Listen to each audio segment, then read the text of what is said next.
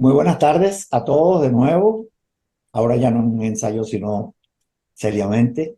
En nombre de la Comisión Académica España de la Academia Nacional de la Ingeniería del Hábitat, le damos la bienvenida a este evento organizado por el Grupo de Trabajo de Agronomía, conjuntamente con el Grupo de Trabajo de Desarrollo Rural, coordinados respectivamente por los doctores Barlin Orlando Olivares de Agronomía y Patricia Ramos Cárquez del Grupo de Trabajo de Desarrollo Rural.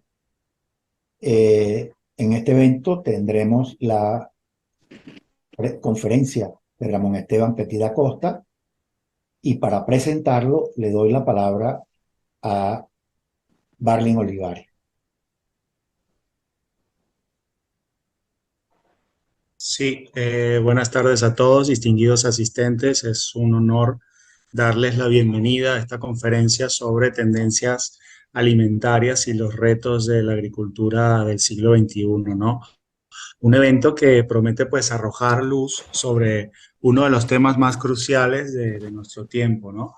A medida que vamos nosotros avanzando en este siglo XXI, nos vamos encontrando pues bueno, con ciertos desafíos y oportunidades que han sido sin precedentes en todos los ámbitos, pero más sobre todo en este ámbito, en el ámbito agrícola y alimentario. Entonces, bueno, esta conferencia lo que nos va a brindar es esa visión, ¿no?, profunda de las tendencias que están transformando de manera significativa lo que se produce, lo que se distribuye y lo que consumimos, ¿ok? En cuanto a alimentos. Así que, bueno, también se hablará acerca de los retos que enfrentamos para garantizar un futuro sostenible y seguro para todos. Entonces, bueno, hoy nos complace contar con la presencia del ingeniero agrónomo Ramón Esteban Petit. Es un experto de renombre internacional en cuanto a agricultura y en cuanto a seguridad alimentaria. El ingeniero Petit es ingeniero agrónomo, tiene una maestría en planificación alimentaria y nutricional de la Universidad Central de Venezuela. Fue gerente en el Instituto Agrario Nacional, en el Ministerio de Agricultura y Cría y en el Ministerio de Obras Públicas.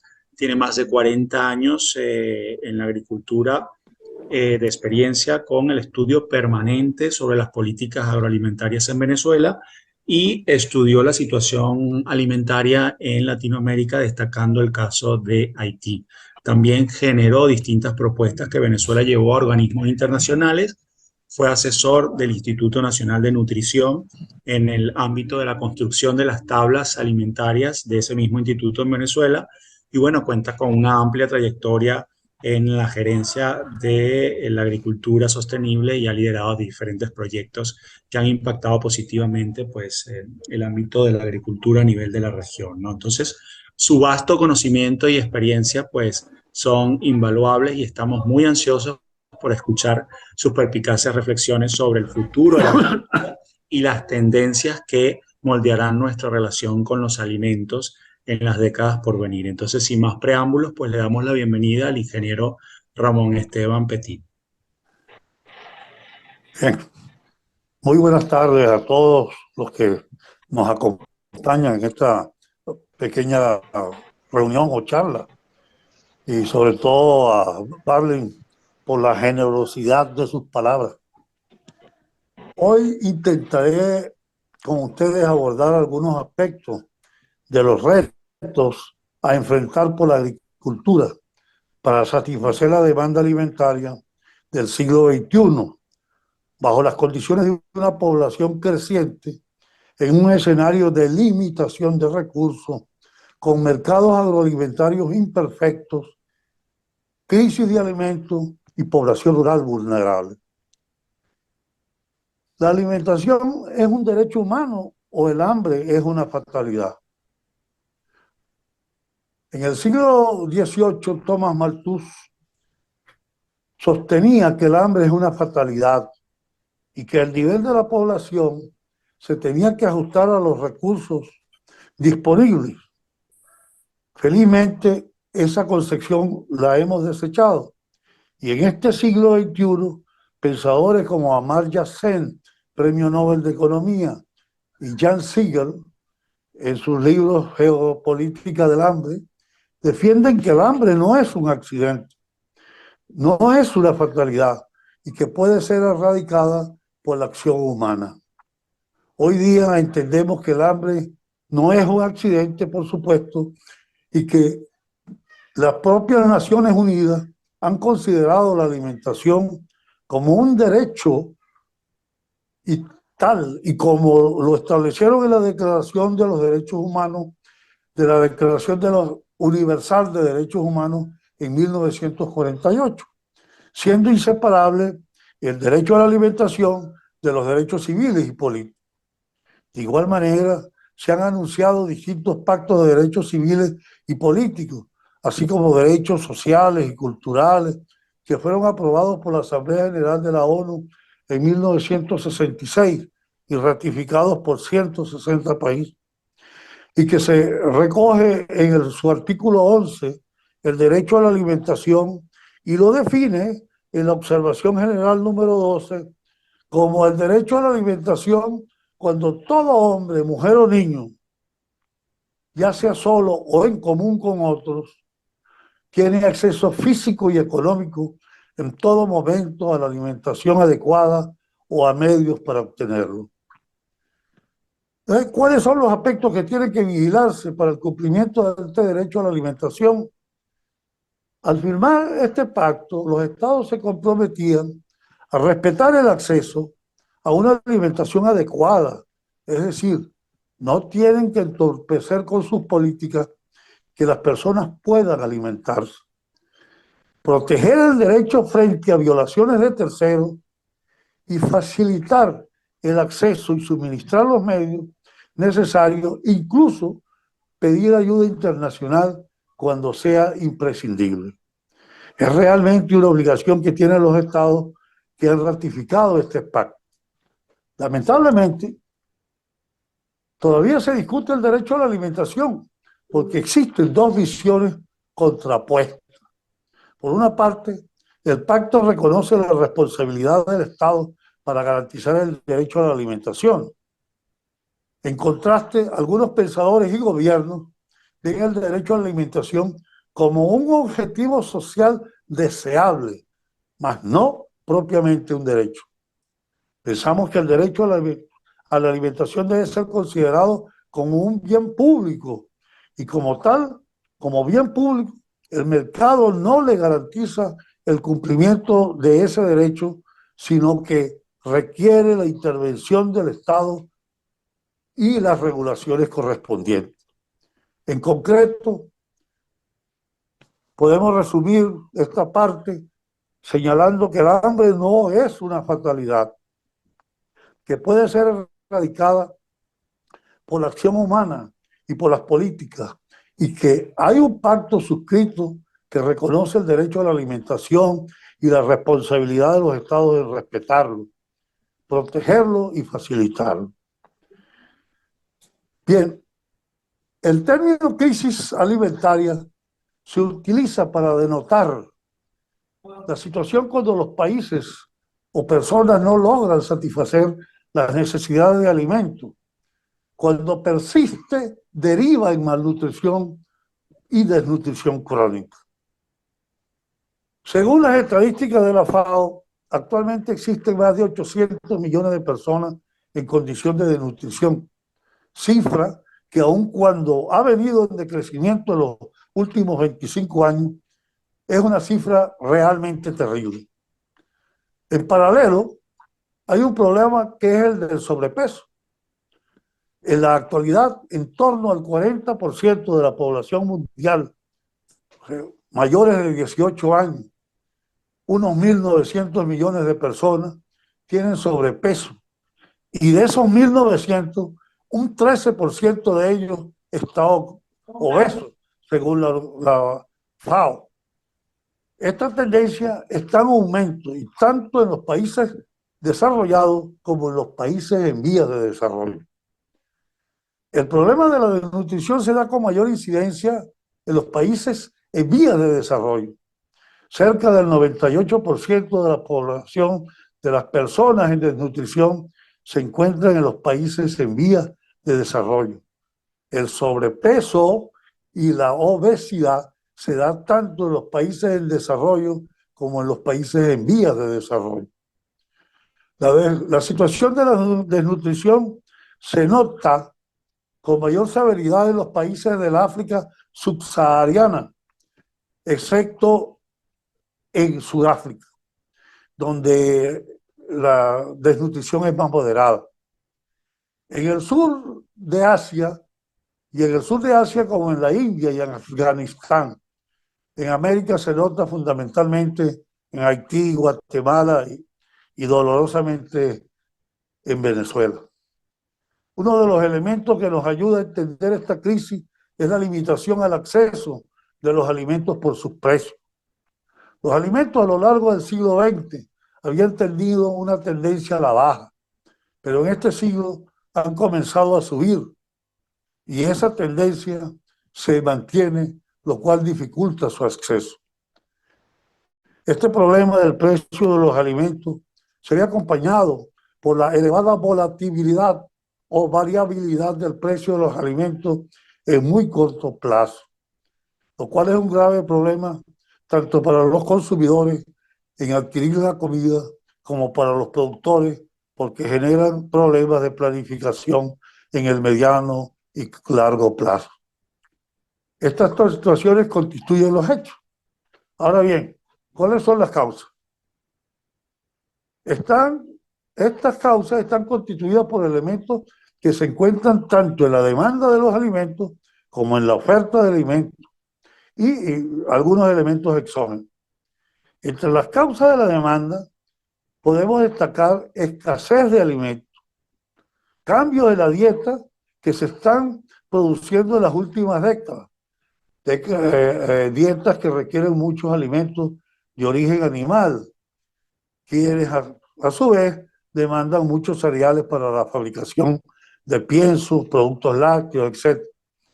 Esos cambios generan presión, especialmente en los países que están creciendo más pronto. La producción de biocombustible, más de 100 millones de hectáreas de cereales se destinan a la producción de biocombustible. Y existen demandas especulativas.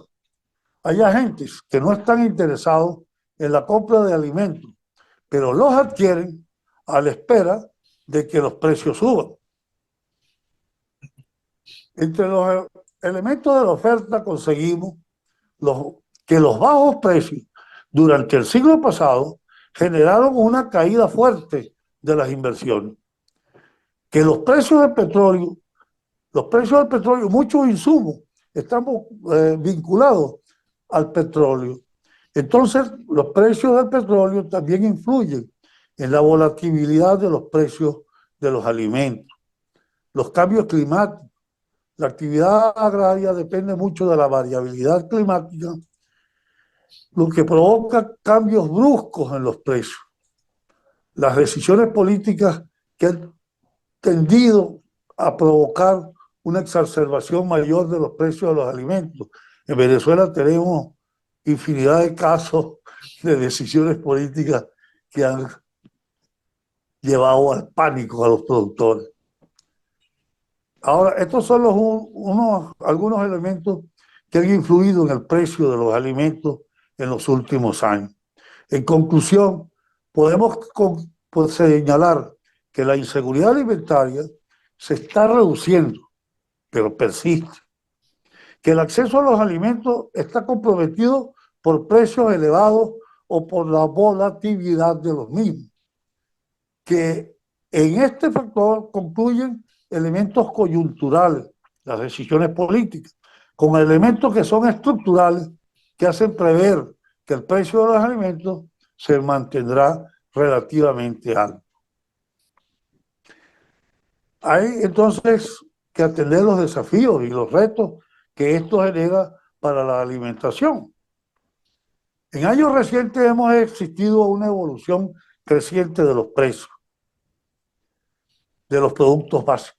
Se observa un incremento considerable en los productos como el trigo, el arroz, el maíz, la soya, etc. La pregunta es, ¿estamos ante un fenómeno coyuntural o estamos frente a un cambio estructural de los mercados internacionales. Para responder a esta pregunta, vamos a analizar factores de demanda y factores de oferta. Del lado de la demanda, se espera, según diferentes instituciones internacionales, un aumento considerable de los productos básicos, porque al hacer una proyección sobre los próximos 10 años, para el 2030, el consumo de productos para pienso anticipa un incremento esperado de 200 millones de toneladas en el consumo de cereales para producir pienso. Esto es una respuesta al cambio de modelo alimenticio que muchos países, sobre todo los países emergentes, donde el crecimiento económico o la ampliación de la clase media está conllevando un modelo de consumo intensivo de productos de origen animal en la dieta. Estos productos de origen animal no son eficientes desde el punto de vista energético, ya que para producir una kilocaloría, desde el punto de vista energético, para producir una kilocaloría de producto de origen animal se requieren al menos hasta 3 kilocalorías de pienso o de cultivo, lo que supone una enorme pérdida en la eficiencia en el proceso de producción. Ahora bien, del lado de la oferta, estamos enfrentados a una limitación en los modelos de producción, en el sentido de que la base de producción, el suelo, el agua, la biodiversidad, están en grave riesgo. En los años 60, 70 del siglo pasado, observamos un crecimiento creciente de los cultivos, considerable en el caso del trigo y del arroz, pero ese crecimiento en estas épocas más recientes es menor. Esto denota que los méritos de la revolución verde se van perdiendo como consecuencia de una sobreexplotación de los recursos que se observa en amplias zonas del planeta. Nos planteamos si es posible un cambio en el modelo. Por otra parte, observamos una creciente vinculación entre los mercados de energía y los mercados agrarios. Cuando observamos el comportamiento de los índices de precios sintéticos con un índice de precio sintético de energía, se comprueba que la energía manda e influye sobre la agricultura. La energía influye de dos maneras en la agricultura. Por el lado de la demanda, el incremento en la demanda de energía está presionando por la utilización de tierras destinadas a cultivos energéticos. En la actualidad, 100 millones de hectáreas se están distrayendo de la producción agrícola para la producción de biocombustibles. Por el lado de los costos de producción, también se ve afectada la agricultura, porque estamos en un modo de producción intensivo, demandante de fertilizantes, carburantes, agroquímicos, que son muy dependientes de las energías y por consiguiente el incremento de los costos de la energía incrementa los costos de producción y en consecuencia afecta la rentabilidad de la agricultura. Los sistemas agroalimentarios, entonces, tienen un gran componente local. Los sistemas agroalimentarios de las zonas campesinas también cada vez están más integrados en una economía global y se ven sometidos a presiones de orden diverso, macroeconómicas, políticas, de mercado de capital, por vínculos energéticos, presión por variabilidad y cambio climático. Entonces, con relación a este aspecto, podemos concluir señalando que se observa un cambio estructural en los mercados alimentarios y que los sistemas agroalimentarios se ven sometidos o afectados por las presiones de orden diverso que afectan la demanda mundial y la capacidad de producción de manera sostenible. Habíamos señalado que hay un cambio en el modelo alimentario. una de las causas del repunte en el precio de los alimentos los constituyen los cambios en el modelo, los cambios en la dieta, los cambios en el modelo alimentario. Estos cambios en la dieta forman parte, en general, en los cambios en los modos de vida que se están experimentando a nivel mundial. Tenemos un fenómeno grande llamado globalización, en el cual, por destacar algunos elementos, se están dando amplios cambios sociales, culturales y económicos a nivel mundial. Uno de estos cambios incide en la progresiva urbanización de las personas, la residencialidad. Además, ligadas a esta urbanización, cambios en los modos de vida, que a su vez están ligados a un mayor sedentarismo. Las personas realizan menos actividad física, lo cual constituye el punto de partida en los cambios de la dieta. Esta globalización también ha influido en los sistemas alimentarios, que, de tal manera que cada vez podemos hablar de sistemas alimentarios más globales. Por una parte, se observa una mayor integración en las cadenas de alimentos, de las cadenas de producción de alimentos a nivel mundial. Los alimentos son cada vez más similares, más parecidos entre los que se ofrecen en los diferentes países.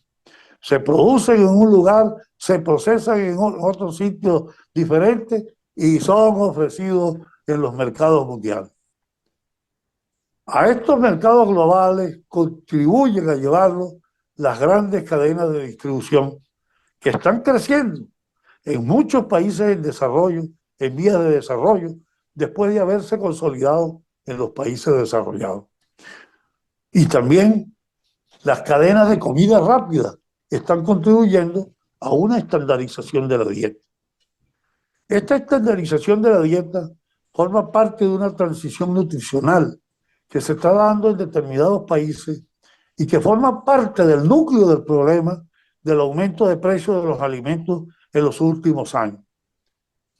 ¿Qué se da en esta transición nutricional? Hay dos características fundamentales en las cuales vamos a incidir.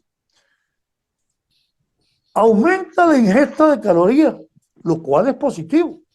Naturalmente, si se parte de umbrales de calorías bajos a través de una ingesta de alimentos ricos en calorías. Y un segundo elemento distintivo de esta transición nutricional es el aumento en la ingesta de productos de origen animal, leche, carne, huevos, queso. El incremento de la leche, carne y huevos per cápita, según la FAO, se ha triplicado en los últimos 20 años a nivel mundial.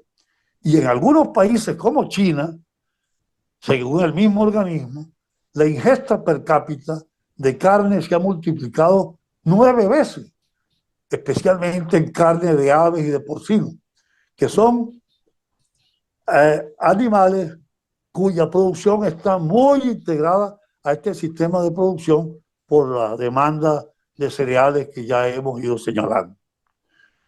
Para simplificar y ejemplarizar esta transición nutricional, vamos a comparar entonces un poco las ingestas calóricas con las fuentes de calorías para distintos países que ilustran perfectamente esta transición nutricional.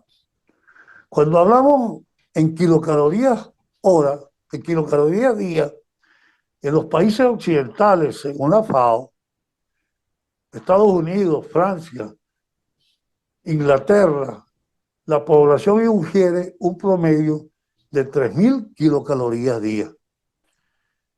En el caso de China, por ejemplo, que ha evolucionado desde la década de los 70 del siglo pasado a esta parte, de apenas consumir 2.000 kilocalorías día, ahora consumen cerca de 3.000 kilocalorías día. Esto ya supone un primer elemento de presión sobre los mercados de los alimentos, máxime si tenemos en cuenta el incremento de la población. Por eso hablamos de calorías per cápita, para incidir más aún. Este elemento de presión en los mercados hemos de analizar la fuente de la caloría. Según la FAO, los países occidentales obtienen en promedio un 45% de sus necesidades calóricas diarias aportadas por carbohidratos, un 40% de grasa y el resto por proteína. En el caso chino, ha habido un rápido aumento del consumo de grasa en los últimos 25 años, al pasar del 11% a un 25% en detrimento de los carbohidratos. Los chinos han disminuido la ingesta de arroz para consumir carne de ave y sobre todo carne de cerdo. La carne de cerdo es un elemento muy importante incluso en el estatus social en China. Para formarnos una idea de cuál fue la presión, de cuál puede ser la presión de los mercados internacionales de este cambio, es de recordarles que para producir 1 kilogramo de carne de ave se requiere 2 kilogramos de pienso de origen vegetal, y para producir 1 kilogramo de carne de cerdo se requiere de 3 kilogramos de pienso vegetal. Por tanto, podemos imaginar la enorme presión que supone este cambio de la dieta que hemos ejemplarizado con el caso chino. Japón representa una transición más gradual, porque al partir de una renta más elevada, la composición de su dieta varía desde estar conformada en un 65% por carbohidratos, 20% de grasa y 15% de proteína, pasa a conformarse con 55% de carbohidratos, 30% de grasa y 15% de proteína, y asciende a una ingesta de más de 3.000 kilocalorías por día, por persona. Muchos países muy poblados, y ahí es donde está el kit de la cosa, pueden seguir ejerciendo una gran presión en los mercados de alimentos, tales como la India, que viene pues en vías de desarrollo, incrementándose la calidad y la capacidad de la clase media. Entonces, podemos señalar que estos cambios del paso de la dieta a un mayor consumo de alimentos de origen animal son el elemento subyacente que muchos analistas del aumento, responsables del aumento de precios de los alimentos. No podemos dejar de mencionar otros elementos que están sucediendo y suponen cambios en los hábitos de los alimentarios. Son los elementos que se dan en los países occidentales, que nos ligan más a cambios en el modelo alimenticio, buscando o tendiendo hacia un consumo responsable, consumiendo productos que consumiendo productos que ya se hayan generado respetando parámetros medioambientales o que hayan sido producidos en el entorno cercano al consumidor para evitar las emisiones de CO2, o productos industriales que cumplan en su producción con los estándares laborales. También vemos un aumento en el interés de comer bien. Ya en las escuelas se empieza a educar a los niños a educarse bien. Y observamos una cierta tendencia a la mediterranización de la dieta, entendida como una vuelta a las proteínas de origen vegetal, sobre todo las leguminosas, y un mayor consumo de aceite de oliva. Existe igualmente a nivel mundial una creciente preocupación por el desperdicio, lo que se llama el food waste. Las estimaciones señalan que 1/3 de la producción mundial de alimentos se desperdicia a lo largo de la cadena alimentaria. En los países en vías de desarrollo, parece que ocurre este desperdicio en la fase de almacenamiento y, y procesado, mientras que en los países desarrollados se da en la fase de consumo. En los países occidentales se estima alrededor de 100 kilogramos por persona año de desperdicio. Para África se estima que ronda entre 7 a 10 kilogramos por persona año. En concreto, los cambios alimentarios o la tendencia, como ustedes lo quieran ver, los, los cambios de los hábitos alimentarios están ligados a la globalización. Estos cambios constituyen una de las causas del actual periodo de elevados precios en los alimentos, lo que a su vez conlleva una buena parte de la crisis alimentaria. Los elementos principales son los aumentos en kilogramos persona día, en el kilocalorías en el persona día, en el consumo de productos de origen animal que presionan la demanda de los alimentos. Bueno, voy a cerrarla con un análisis de los mercados energéticos, y que son los que molestan más en esta crisis. Los precios de los alimentos están estrechamente vinculados, hemos dicho, a los mercados energéticos.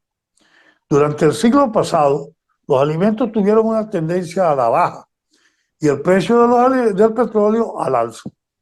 En este siglo se ha hecho evidente una mayor vinculación, siendo continuo el incremento del precio del petróleo y en paralelo el precio de los alimentos. Es decir, se estrechan vínculos entre la energía y los mercados alimentarios. ¿Cuáles son las causas? Existen dos tipos de elementos que hacen que se entrelacen estos mercados. La producción de alimentos requiere energía tanto en la actividad en el campo como para la producción de los insumos. Y por otro lado, un elemento novedoso que está vinculando a estos dos mercados es la utilización de productos agrícolas para la producción de energía. Son los llamados biocombustibles. El proceso de producción agrícola demanda o consume dos tipos de energía. El consumo primario en la maquinaria, en las instalaciones pecuarias, en el riego, bombeo del agua, y el consumo secundario en los fertilizantes, en los productos fitosanitarios.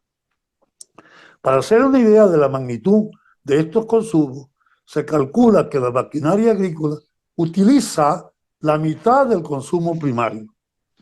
Y en cuanto al consumo secundario, se señala que la producción de fertilizantes nitrogenados absorbe el 80% de la energía requerida en forma de gas natural. En la medida que la actividad agraria se industrializa y utiliza más insumos, más mecanización, se hace más dependiente de la energía. Esto implica en buena parte la vinculación creciente entre los mercados de alimentos y los mercados energéticos.